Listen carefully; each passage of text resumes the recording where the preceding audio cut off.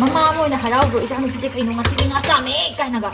Kanano step sister din na. Step sister si Nurulilido.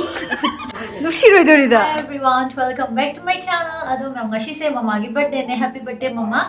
Ado ngashi se mamagi birthday kita magta nga thonggi do ne. Ay nga thongdoi ne ba ko ado nga toy ba to thongge.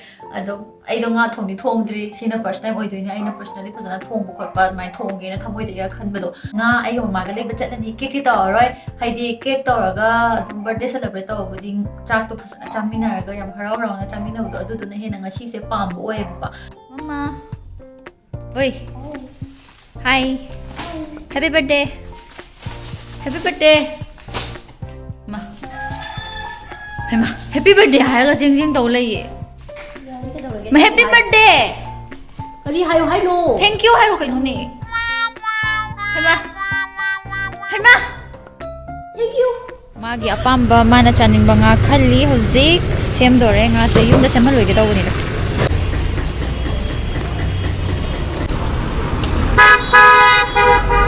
소배고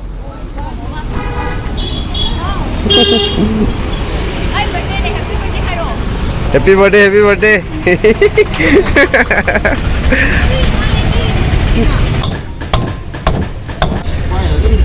Ngawa nang je. Tamil gi dada ya male.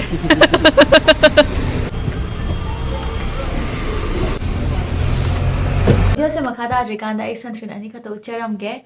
The Dermaco Hariba brand is sidagi 1% hyaluronic sunscreen aqua gel amadi hyaluronic sunscreen stick anisini. Ado ahan bagi sigi 1% hyaluronic sunscreen aqua gel se sigi su ucharake. The effective combination of hyaluronic acid and vitamin E helps fight sun damage while also reducing fine lines, wrinkles and making our skin soft like butter. Adequate amount we are going to apply on our face, neck and other exposed areas of our skin. Magi sun protection si yam high OA SPF 15 ne aduga PA na plus marine ne dokhina sunscreen nu malai ba kanda PA gi masing yam gi phabe helaka doine adugi shu mathakta sigi sunscreen sigi protection se UVA amadi UVV khakna tabi da blue light protection su laiye. Sigi sunscreen se khoina mai da tayar kanda chaphage ga leiba sunscreen do adu oide mathangi sina sigi hyaluronic sunscreen sticks ne ado si sa aina yamna nungai ba mo oir se kai no har kan pu ba kan yam handy so oire ado isu mathakta sunscreen di every 2 hours player ga dum apply to haibani na si se apply to ba kan yam nungai jaba mo oiba do age SPF sina 16 ne aga PA sina plus marine ado ga tayra kan da sunscreen ge khoina khutna yaw ga tay drasu sumai tangi bu kan da white cast thok ta ba do dum khutna mu ka noina drasu yabi am dang chingi bu dum phat phat oira ga yam light oira ga kaini nan greasy ke ka oiba do dum mai no oi duna yamna comfortable oibado adagi easy use oiba admai oiba sigise hyaluronic acid amadi ceramide yawbani na khoi gi skin sa hydrate tawbiraga inging launa thambiye sigi pada ani se na khoi kai gumba use tawninga gadi ai magi phangkhom kai khado loin mag description da haijaram ge link kai ka do aduga shigi oina di nai ka da kha hoje ki phangni bane ba ko aduga shigi sina masagi website da Dermaco do adu da su phange Amazon Flipkart amadi nai ka da su phange aduga leiba matam da 20% off hena phangna bagi tamakta masagi website tagi changaga ai ko Teresa 2023 se sise use to view. All products of Dermaco are fragrance free. And every time you buy from them, the Dermaco will link your order to a child that they helped to get along with Bhumi. They have pledged to help more than 10,000 plus students across the year. Oh, labwa. I video number alu khairi. Alu khairi. Ma, let me help you. Hoi tawro, kilo suro. Thang si lai bin. Say hi, hello. Hi, ma. Sai de mama na di haru bani. Yung sak iron don tawrase. Yeah. Adai salad ama tawrase. Salad ai gi khuto ama tawbige haw ne. Mama. Ai din ne pai thok chu pi thok chu loi na hai khambra. Koi naw bi hai ye lo. Khatra ado ai go ne ai gi mit ne yen sem na cha ba ngam ge. Kesu kai de. Ai this like adina na tong da bai na te ba. Na yu wakhal da ado kai gu mama na nuai te bam phau bai ne ba. Ado thok to din na accept to de ne su to to ne. Ado nga sem ba. Ado ai thong pa da di post an ta na how thong bani he thong ro. I can de. Ngasi cha de ne. Teresa is a very good friend, okay, who can, you know, ma di man da ne ko. Sak ta khala le no man ne. At first I admire judge to me ma. Judge in the sense like kai he no khang na da ba do. Kai no to bagi iba Contest ne ba ko koi se. rival ne ba ho matam da miss personality thok bai ma. Ado rival ma din na te but haidi admire ma ta khan de but it was a competition. Competition Natra. Ho ho ho. Pun ꯈꯪꯈꯤꯗꯦꯕ ꯑꯗꯨꯗꯒ ꯅꯪꯅ ꯍꯥꯏꯗꯤ ꯅꯪꯗꯣ ꯅꯊꯟꯗꯒ ꯑꯅꯝꯕ ꯃꯇꯝꯗ ꯂꯩꯇ꯭ꯔꯥ ꯑꯩꯁꯦ ꯑꯩꯈꯣꯏ ꯄꯨꯟꯕꯁꯦ ꯑꯀꯥꯞꯄ ꯃꯁꯤꯡ ꯉꯥꯛꯇ ꯄꯨꯜꯂꯦꯕ ꯍꯣꯏ ꯍꯣꯏ ꯍꯣꯏ ꯑꯩꯅ ꯑꯃꯨꯛꯀ ꯅꯪꯅ ꯑꯃꯨꯛꯅꯦ ꯄꯥ ꯂꯥꯎꯕꯤ ꯀꯥꯡꯕꯨꯅꯦꯕ ꯑꯩꯈꯣꯏꯁꯤꯅ ꯑꯃꯨꯛ ꯁꯨꯃꯥꯏꯅ ꯂꯩꯕꯤ ꯀꯥꯡꯕꯨꯅꯦꯕ ꯍꯣꯏ ꯍꯣꯏ ꯑꯗꯨꯗꯨꯒꯤꯅꯦꯕ ꯑꯩꯅꯁꯨ ꯅꯪꯁꯦ ꯁꯛ ꯌꯥꯝ ꯀꯥꯛꯑꯦꯅ ꯈꯟꯈꯤꯕꯀꯣ ꯑꯗꯣ ꯃꯥꯁꯦ ꯁꯛ ꯀꯥꯛꯄ ꯃꯤꯗꯤ ꯑꯣꯏꯌꯦꯕ ꯕꯠ ꯑꯦꯀꯣꯔꯗꯤꯡꯂꯤ ꯇꯧꯋꯦꯕ ꯃꯥꯁꯦ ꯍꯥꯏꯗꯤ ꯂꯥꯏꯛ ꯃꯤꯒꯤ ꯃꯤꯗꯥ ꯌꯦꯡꯉꯒ ꯅꯠꯇ꯭ꯔꯥ ꯆꯨꯝꯗ꯭ꯔꯥ ꯑꯩꯅ ꯍꯥꯏꯁꯦ ꯑꯩꯅ ꯑꯃꯨꯛꯀꯅꯦ ꯁꯛ ꯀꯥꯛꯄꯁꯦ ꯑꯃꯨꯛꯀ ꯑꯩꯁꯤꯅꯅꯦ ꯃꯌꯥꯝꯅ ꯈꯪꯉꯝꯕꯅꯦ ꯑꯩꯁꯤꯅꯅꯦ ꯍꯥꯏꯕ ꯃꯤꯅ ꯑꯣꯏꯅ ꯑꯩꯉꯣꯟꯗ ꯍꯦꯛꯇ ꯀꯥꯛꯁꯟꯕꯤꯔꯝꯕꯗꯣ ꯑꯗꯣ ꯁꯛ ꯀꯥꯛꯄꯒꯤ ꯋꯥꯅꯦꯕ ꯑꯩ ꯏꯟꯇ꯭ꯔꯣꯚꯔꯠꯁꯨ ꯑꯣꯏꯌꯦꯕ ꯍꯥꯏꯗꯤ ꯑꯩ ꯃꯤꯉꯣꯟꯗ ꯑꯄ꯭ꯔꯣꯆ ꯁꯥꯟ ꯇꯧꯕ ꯍꯩꯇꯦ ꯑꯗꯨꯗꯣ ꯑꯩꯅꯅꯦ ꯑꯃꯨꯛꯀ ꯁꯤꯗꯅꯦ ꯉꯁꯤ ꯊꯦꯡꯅꯗꯅ ꯃꯥꯏ ꯍꯤꯁꯇ꯭ꯔꯤꯗꯨ ꯄꯨꯊꯣꯛꯈ꯭ꯔꯦ Yeah, seriously. ꯅꯣꯏꯒꯤ I yam expressive yam oigale, over expressive. ꯑꯩꯒ ꯃꯥꯒꯗꯤ ꯌꯥꯝ ꯑꯣꯄꯣꯖꯤꯠ ꯑꯣꯏ Opposite ꯑꯣꯏꯔꯒꯁꯨ ꯂꯥꯏꯟꯁ ꯂꯛꯇꯣꯏꯔꯣ ꯄꯨꯔꯥ ꯍꯨꯔꯥꯟ ꯆꯠꯄ ꯌꯨꯝꯗ ꯍꯥꯏꯗꯣꯛꯇꯕꯤꯗ ꯅꯪ ꯂꯥꯏꯟꯁ ꯂꯛꯇꯣ ꯅꯣꯏ ꯃꯃꯥ ꯈꯣꯏ ꯈꯪꯕ꯭ꯔꯥ ꯌꯥꯎꯕꯗꯣ ꯐꯤꯛꯁꯟꯗꯣ ꯀꯩꯕꯨꯅꯣ? ꯂꯥꯏꯟꯁ ꯂꯛꯀꯤ ꯏꯕꯅꯤ ꯑꯗꯨꯗꯣ ꯌꯥꯎꯏꯍꯦ ꯈꯪꯉꯤ ꯕꯕꯥ ꯍꯣꯏ ꯑꯗꯨꯝ ꯑꯩ ꯁꯝꯅ ꯀꯅꯥꯝ ꯍꯥꯏꯅꯦ. ꯈꯪꯗꯤꯌꯦ ꯁꯤꯡꯒꯝꯒ꯭ꯔꯖꯥꯠꯅꯤꯀꯣ ꯁꯦ. ꯈꯪꯗꯦ ꯑꯋꯥꯕꯗꯣ ꯄꯨꯆꯠꯇ ꯆꯠꯆꯔꯦ ꯍꯦꯡꯅ ꯍꯥꯏꯕ ꯅꯨꯃꯤꯠꯇꯨꯒꯤ ꯅꯨꯡꯗꯥꯡꯗ ꯍꯥꯏꯌꯦꯕ ꯃꯣꯏꯗ ꯑꯗꯨꯗꯅ ꯐꯔꯛ ꯇꯥꯏꯗꯨꯁꯨ ꯋꯤꯅꯔ ꯑꯃꯗ ꯂꯩꯔꯝꯗꯕꯤꯅꯦꯕ ꯑꯧ ꯈꯛꯇꯅꯤꯀꯣ ꯈꯪꯗ꯭ꯔꯦꯗꯣ ꯑꯩꯅ ꯇꯥꯏꯇꯜ ꯑꯃ ꯑꯣꯏꯅ ꯐꯪꯉꯦ ꯑꯩꯅ ꯃꯤꯁ ꯇꯦꯂꯦꯟꯇꯦꯠ ꯇꯥꯈ꯭ꯔꯦ ꯑꯗꯨꯒ ꯃꯥꯅ ꯃꯤꯁ ꯇꯥꯈ꯭ꯔꯦ ꯈꯪꯕ꯭ꯔꯥ ꯃꯤ ꯑꯃꯈꯛꯇꯪ ꯁꯦꯀꯦꯟ ꯔꯟꯅꯔꯁꯦ ꯐꯥꯔꯁ ꯔꯟꯅꯔꯁꯦ ꯂꯩꯇꯕꯤꯅꯦ ꯍꯥꯏꯕ ꯃꯇꯝꯗꯨꯗ ꯈꯜꯂꯝꯕꯁꯦ ꯑꯩꯁꯨ ꯀ꯭ꯔꯥꯎꯟ ꯑꯃꯗꯤ ꯐꯪꯕ ꯌꯥꯏ ꯇꯨꯀꯠꯆꯩ ꯌꯥꯝꯅ ꯍꯩꯅꯗꯦ ꯑꯩ ꯋꯥꯈꯜꯗꯣ ꯁꯣꯅꯣꯅꯤꯗ ꯑꯩꯈꯣꯏ ꯃꯇꯝꯗꯨꯗ ꯃꯥꯅꯦ ꯄꯨꯔꯥ ꯕꯦꯔꯥ ꯇꯔꯪ ꯃꯥꯂꯪꯗ ꯑꯗꯨꯝ ꯂꯩꯔꯝ ꯇꯔꯪ ꯃꯔꯪꯗ ꯑꯗꯣ ꯑꯩꯒ ꯃꯥꯒꯁꯦ ꯑꯃꯔꯣꯝꯗ ꯍꯥꯏꯔꯗꯤ ꯍꯣꯏ ꯋꯥꯈꯜꯕꯨꯗꯤ ꯑꯃꯨꯛ ꯃꯥꯟꯅꯕ ꯌꯥꯏꯀꯣ ꯃꯤ ꯆꯠꯄ ꯃꯥꯟꯅꯕ ꯍꯥꯏꯕꯕꯨꯗꯤ ꯌꯥꯗꯦ ꯗꯤꯐ꯭ꯔꯦꯟꯁꯅ ꯍꯦꯜꯂꯦ But the thing is, haidi ibanigi yamna haidi chiraba matam haidare ko haidi when we need someone to lean on haidare ko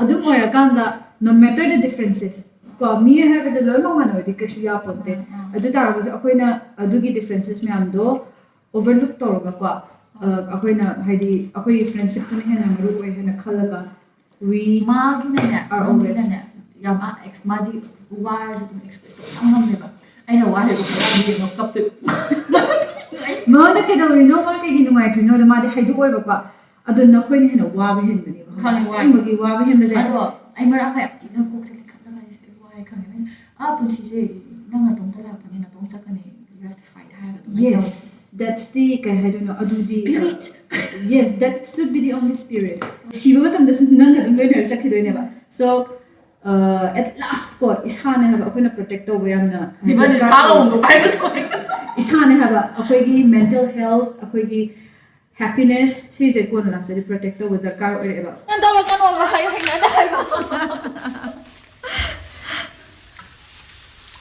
한게 그냥 떠본 거야 nana doctor go mai salak sani bu teresa smana umtang pring chung do do mit to e 엄마 아니 꿀 띵어놓으시는 거 강거든요 에이 가봐야돼 엄마 뭐냐 하라고 이장이 기재 이놈 같이 링아 싸매 까이나가 누가 빠이고 가지 내가 빠이고 빠이고 않았대다 와우 아니 하이 엄마 제니 가 푸는 거 별로 포게 lauto 아이고 장식이 까고 해야 돼 yam dushi te jam hogdong ase mana ne 초로 지금 게 kanano step sister dina 스텝 시스터스 누루리리도 그이도 하지 nushiroi dorida 스텝 시스터 nate ma de hain step sister di charge e chadur ju 누루리리 싸들어서 애기 싸는 비즈니 디 싸러 해야 돼 라한낭 또 teresa se mai cousin do 사이 쿠신도 아이 하생웨디 건 네일 extension तौबदने सिगी nail extension आई हजु फाउगी तसेंगना पामेबा अदुगिने आइना हांगै extension तौर फप फप लौथुएबा नंगना lily fruit से कनानो नंगमन अदुदा थेलिदो nana निंगजंगिने na ai de नै नै काउथोम दो मान mobile legend दरकार तादेगा खनबनिने को and nana hai ba ming se adum ai tinaba group ta sun yaw ba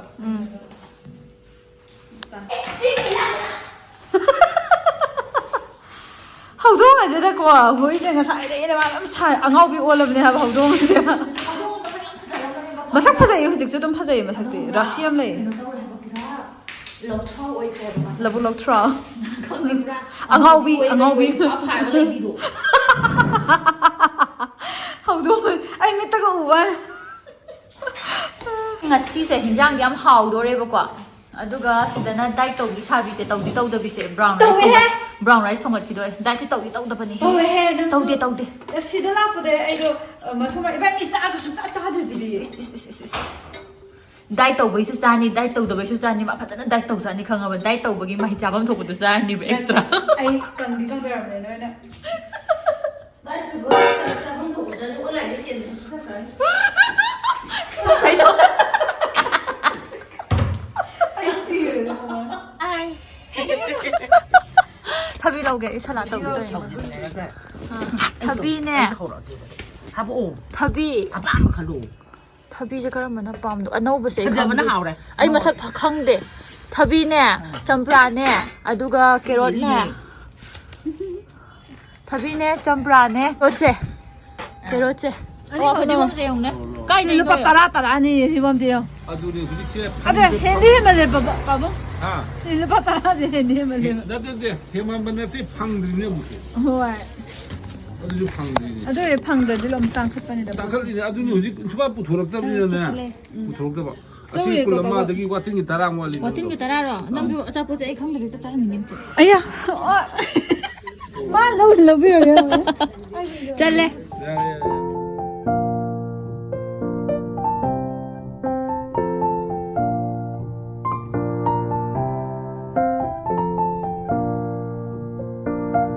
mama na nga taw ba hore thoma ba de horen te sana thong do ne my birthday gi ko ek thau hel ani Teresa da chang ama ai ha ge ko Teresa tau thong na te tu thong ni si da tau do si na ko mama ai si khara ka heyo ai si bo yabo heyo yam taw ri ngam thog yare actually dom to puthor lai raga de china to mama mamuro angam ba gam lai bro ko ya leitabra adune leiramgani haba singijina haba sukang khangdabida china hai si ko mana oh sisu nataba horen kanugi neba sang ba kui de lei hai ba khang da ni mo lo bi de ye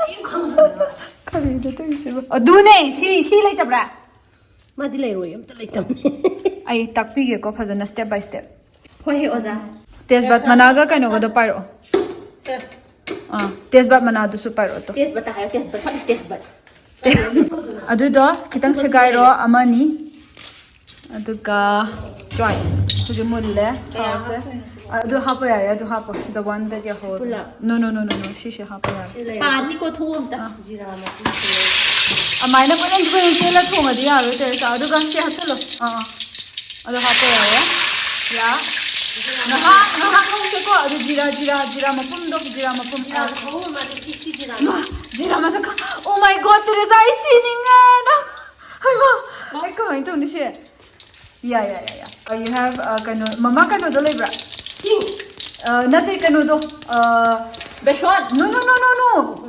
kano do ama oh kaino do mama kano do kaino do hoi champra maku do main to do haribo silai ang hoi kaino do kaino silai khang tha ko ko ko khao kaino do da happy ho kaino do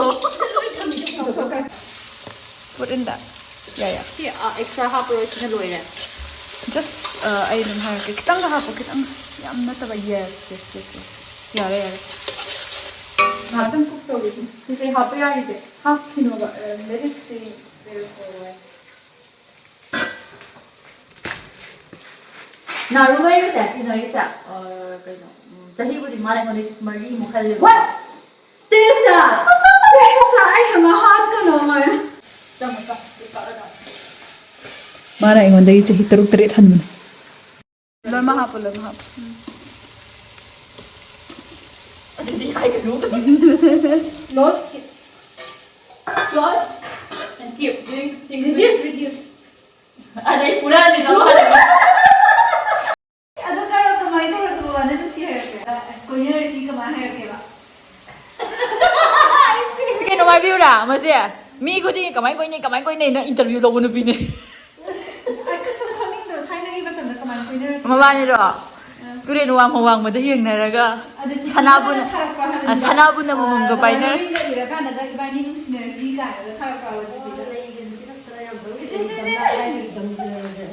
ꯑꯅꯧꯕ ꯊꯣꯛꯂꯛꯄꯗꯣ ꯑ ꯑꯗꯨꯗ ꯁꯦꯃꯥ ꯊꯣꯛꯂꯛꯄꯗꯣ ꯄꯤꯔꯛꯑꯦ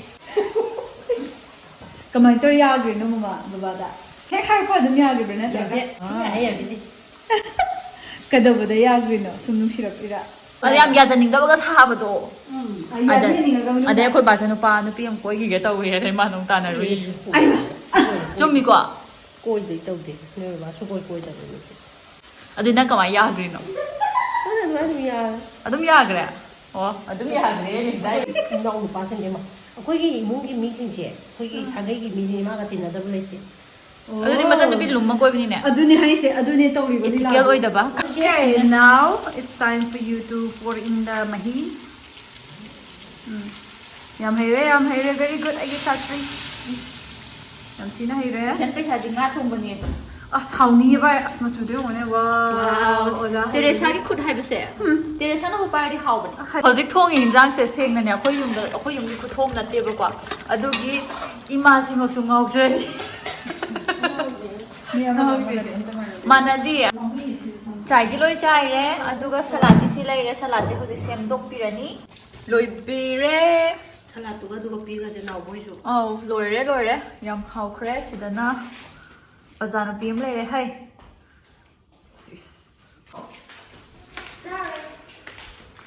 Your first ever fish curry. Fish curry. Ma ahanba thong. ꯑꯐꯥꯎꯕꯤꯁꯦ Nate ꯊꯣꯛꯂꯛꯀꯗꯧꯔꯦ ma ahanba thongjabasida man khalise mi khudingi yenge sina man khalise. ꯑꯩ ꯊꯣꯡꯕ ꯉꯝꯕꯤꯌꯣ Tugi to he. Step sama kanthua la ke to ler mai.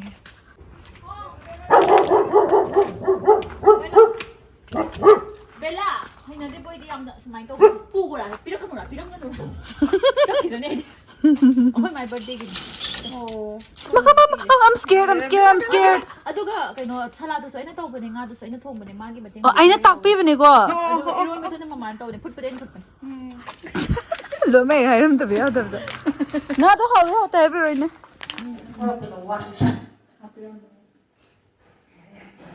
ꯁꯂꯥꯗꯇꯣ ꯍꯥꯏꯌꯣ ꯅꯪ ꯉꯁꯥꯏ ꯍꯥꯏ Hawo ya sina. ꯑꯩꯒꯤ salad ꯀꯦꯗ꯭ꯔꯁꯨ Sama natural da. Ya kina ne salad chaba. ꯈꯪꯗꯕ ꯑꯩꯒꯤ ꯆꯥꯛ ꯎꯗ꯭ꯔꯦ ꯄ꯭ꯂꯦꯠꯇꯣ Ai chak pe na de.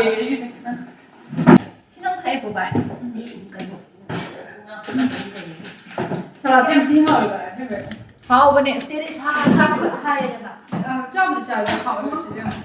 ꯃꯍꯧꯗꯦ Hawo. ꯆꯦꯝ ꯆꯥꯔꯛꯄꯁꯦ ꯆꯥꯗ꯭ꯔꯤꯕꯣ ꯃꯥꯅ Na ba.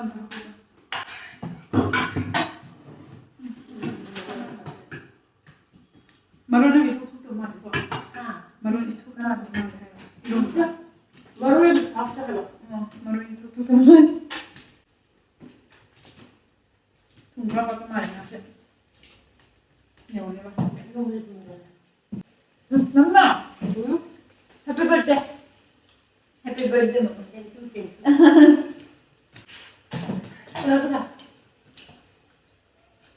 Salad na biya hawo ko kam to. ꯇꯣꯃꯥꯇꯣꯗꯨꯗ ꯍꯥꯞꯄꯣ ꯃꯪꯒꯟꯒꯨꯝꯕ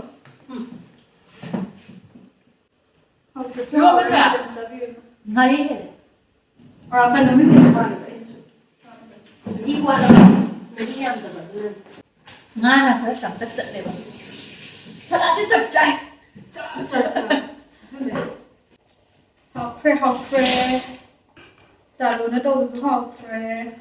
ꯕꯦꯇꯣꯃꯤꯅ ꯇꯧꯕꯁꯨ ꯍꯥꯎꯈ꯭ꯔꯦ ꯍꯥꯎꯋꯦ ꯍꯥꯎꯕꯨꯗꯤ ꯄꯨꯡ ꯆꯪꯗꯕ ꯁꯨꯝ ꯍꯥꯏꯗꯤ ꯑꯍꯨꯝꯁꯤꯗ ꯁꯂꯥꯗꯅ ꯈꯤꯇꯪ ꯉꯝꯈꯤꯕ ꯍꯥꯏꯇꯥꯔꯦꯀꯣ ꯌꯥꯅꯤꯡꯕ꯭ꯔꯣ ꯑꯃ ꯅꯪꯗꯤ Ai thum khaba ma na.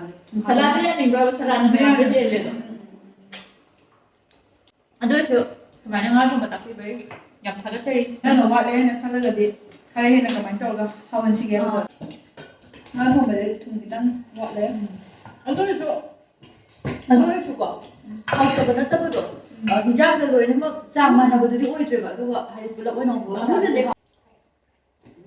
ꯑꯗꯣ ꯑꯩꯈꯣꯏ ꯆꯥꯛ ꯆꯥꯕ ꯌꯥꯝ ꯀꯨꯏꯅ ꯆꯥꯗꯧ ꯃꯥꯜꯂꯦꯕꯀꯣ ꯁꯨꯝ ꯑꯗꯣ ꯂꯣꯏꯁꯜꯂꯒ ꯚꯤꯗꯤꯑꯣꯁꯦ ꯌꯥꯝ ꯁꯥꯡꯕꯅꯦ ꯈꯪꯉꯦ ꯍꯣꯏ ꯑꯗꯣ ꯉꯁꯤꯁꯦ ꯃꯃꯥꯏ ꯕꯔꯊꯗꯦ ꯑꯣꯏꯕꯒꯤ ꯁꯨꯃꯥꯏꯅ ꯑꯦꯟꯖꯣꯏ ꯇꯧꯃꯤꯟꯅꯕꯅꯦ ꯑꯦꯟꯖꯣꯏ ꯇꯧꯕ ꯃꯥꯁꯤꯗ ꯉꯥꯁꯦ ꯃꯃꯥꯅ ꯑꯁꯦꯡꯕꯗꯤ ꯐꯖꯅ ꯇꯥꯛꯀꯗꯧꯅꯦꯕ ꯃꯃꯥꯅ ꯇꯥꯛꯄꯒꯤ ꯃꯍꯨꯠꯇ ꯂꯤꯅꯤꯇꯥ ꯇꯥꯛꯄꯤꯁꯦ ꯑꯩꯈꯣꯏ ꯃꯃꯥꯒꯤ ꯊꯕꯛ ꯑꯃ ꯀꯣꯝꯊꯔꯕꯅꯦ ꯃꯥꯏ ꯕꯔꯊꯗꯦꯗꯁꯨ ꯃꯥꯅ ꯑꯩꯉꯣꯟꯗ ꯇꯥꯛꯄꯗꯁꯨ ꯅꯨꯡꯉꯥꯏꯇꯦꯗꯅ ꯂꯤꯅꯤꯇꯥ ꯍꯥꯏꯔꯦ ꯅꯣꯏ ꯅꯥꯔꯨꯅ ꯂꯥꯛꯑꯒ ꯑꯗꯨꯝ ꯂꯥꯛꯄꯁꯦ ꯃꯥ ꯑꯩꯈꯣꯏ ꯃꯥꯏ ꯕꯔꯊꯗꯦꯅꯦ ꯈꯪꯗꯦ ꯁꯨꯝ ꯔꯦꯟꯗꯝꯂꯤ ꯂꯥꯛꯄ ꯀꯥꯟꯗ ꯑꯗꯨꯝ ꯇꯥꯈꯤꯕ ꯃꯇꯝꯗꯣ ꯑꯩ ꯃꯈꯣꯏꯗ ꯂꯩꯔꯤꯁꯦ ꯅꯨꯃꯤꯠ ꯍꯨꯝꯅꯤꯗꯤ ꯁꯨꯔꯝꯃꯅꯤ. ꯍꯨꯝꯅꯤ ꯁꯨꯔꯛꯄꯅꯦ ꯋꯦꯗꯅꯁꯗꯦꯗ ꯂꯩꯔꯛꯄ Teresa ꯂꯩꯔꯝꯗꯗꯤ ꯑꯩ ꯍꯟꯗꯛ ꯐꯖꯅꯤ. But thank you so much.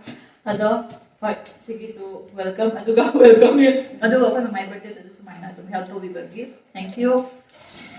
Bye bye. ꯉꯁꯤ ꯂꯣꯏꯁꯤꯟꯒꯦꯍꯦ ꯌꯥꯝ ꯂꯣꯏꯁꯤꯟꯅꯤꯡꯕ ꯀꯩꯅꯣ